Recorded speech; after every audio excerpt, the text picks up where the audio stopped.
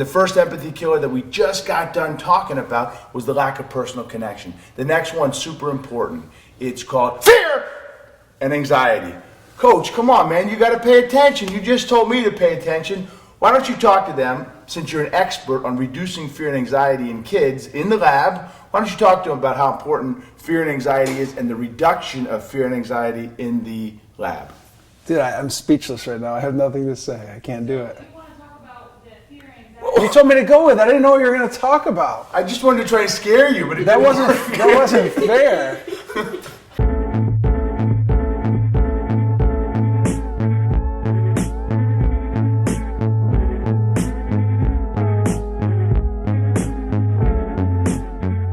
Tom Murphy here, Coach Spector. We're in the lab, we're in his lab, and we know that the lab coach can be anywhere. It can be the locker room, it could be the lunchroom, it could be the classroom, it could be the school bus. Anytime there's an opportunity to have a teachable moment with human beings interacting.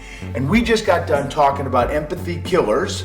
We know we got 4 of them, and our first one is... The lack of personal connection due to technology. That's right. Kids spend more time holding a phone today than holding a hand. Now we're on empathy killer number 2, which is fear and anxiety. Coach, talk about how fear and anxiety actually kills empathy. Well, what it boils down to is approval and acceptance. Students are constantly looking for their pack to be approving of them and accepting of them.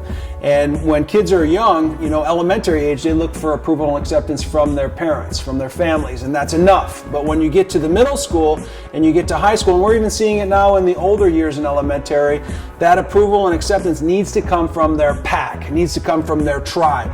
And in some cases, they're willing to do just about anything because they're so fearful and so anxious that they could not be accepted. They'll make some decisions that they might regret or might hurt others. Yeah, and I know, Coach, you are an expert at getting kids to accept kids to actually reduce that fear and anxiety. I know you have a couple amazing strategies when we talk about reducing fear and anxiety through the acceptance and how you get kids to accept kids in a healthy way. Right, this finger right here is gold for the golden rule, and we rewrote it to do better to others, and I talk about inclusivity all the time.